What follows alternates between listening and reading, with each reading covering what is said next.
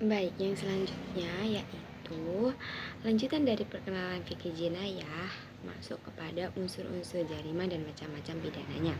Lah, unsur jarimah ini secara singkat dapat dijelaskan bahwa suatu perbuatan dianggap delik atau jarimah itu bila terpenuhi syarat dan rukunnya. Adapun rukun-rukun jarimah dapat dikategorikan menjadi dua, yaitu pertama rukun umum yang artinya unsur yang harus terpenuhi pada setiap jarimahnya. Yang kedua itu unsur khusus yang artinya unsur yang harus terpenuhi pada jenis jarimah tertentu. Yang pertama unsur umum, yaitu unsur formil, yakni adanya undang-undang atau nas yang artinya setiap perbuatan tidak dianggap melawan hukum dan pelakunya tidak dapat dipidana kecuali adanya nas atau undang-undang yang mengaturnya. Lalu yang kedua itu ada unsur material atau sifatnya itu melawan hukum, yang artinya adanya tingkah laku seseorang yang membentuk jarimah baik dengan sikap perbuatan maupun sikap tidak berbuat. Lah, unsur ini itu di dalam hukum pidana Islam disebut dengan al-ruk al-maddi. Yang ketiga itu unsur moral. Unsur moral ini pelakunya mukallaf, yang artinya itu pelakunya adalah orang yang dapat dimintai pertanggungjawaban pidana terhadap jarimah yang dilakukannya dalam syariat Islam. Unsur moral disebut dengan al-ruk al-adabi.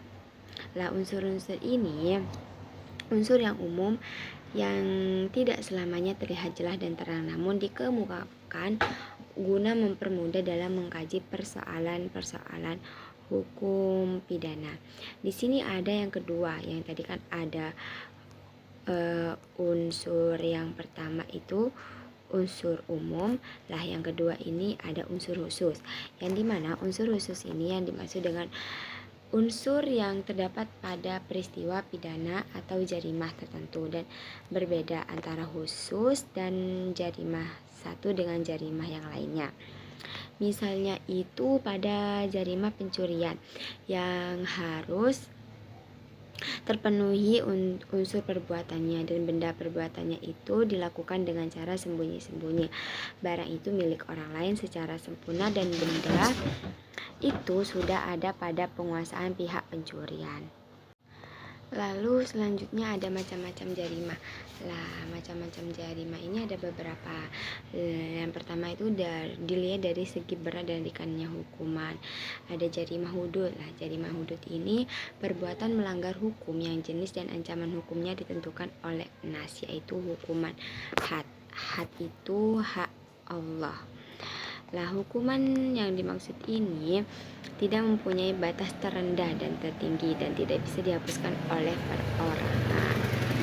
Yang kedua itu ada jarimah kisos diat, yaitu perbuatan yang diancam dengan hukuman kisos dan diat. Baik hukuman kisos maupun diat ini merupakan hukuman yang telah ditentukan batasnya, tidak ada batas terendah dan tertinggi, tetapi menjadi hak perorangan.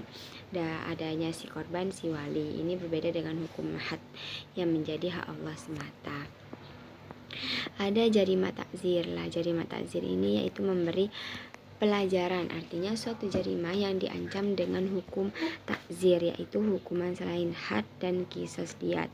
Pelaksanaan hukuman takzir ini baik yang jenis larangannya ditentukan oleh nas atau tidak, baik perbuatan itu menyangkut hak Allah atau hak perorangan, hukumnya itu diserahkan sepenuhnya kepada penguasa atau si walinya.